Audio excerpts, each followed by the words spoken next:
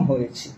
আমাদের টার্গেটটা হচ্ছে যে আমরা পুজোর আগে সমস্ত বিষয়গুলোকে আমরা কমপ্লিট করে ফেলতে চাই। কারণ আমাদের একটা ডিসেম্বর মাসে যদি আমরা সম্ভব হয় একটা টেট পরীক্ষা নেওয়ার আমরা চেষ্টা করব। এই জন্য আমাদেরকে পুজোর আগে আমরা সবকটা কাজ সম্পন্ন করতে চাইছি। এখন আমাদের কিছু হার্ডলস রয়েছে, সেটা যেমন ধরুন এই যে টিপিএসসিতে যারা মেম্বার আছেন তারা কিন্তু সর্বক্ষণ টিপিএসসিতেই থাকেন।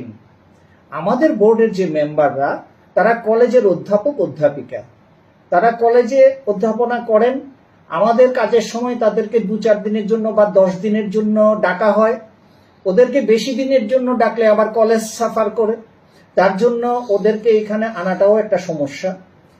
আমরা এই কারণে এবার ডিপার্টমেন্টকে বলেছি যে অন্তত 2 মাসের জন্য যাতে তাদের সার্ভিসটা আমাদের বোর্ডে দেওয়া হয়, দিলে পরে যাতে আমরা অতি দ্রুত এসটিজিটি, ইউজিটি, জিটি প্রত্যেকটা বিষয়ে মেরিট লিস্ট আমরা যাতে দিয়ে দিতে পারি, রেকমেন্ডেড লিস্ট যাতে আমরা দিয়ে দিতে পারি। আমরা সেই লক্ষ্যে এগোচ্ছি এবং সরকারও আমাদেরকে চাপ দিচ্ছে তাড়াতাড়ি রেকমেন্ডেড লিস্ট দেওয়ার জন্য।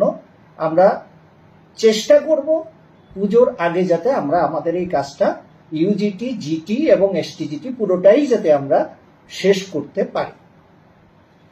স্যার, আপনি বললেন যে ইউজিটির ক্ষেত্রে যে কোর্টে চলছে, মানে যে হচ্ছে, তো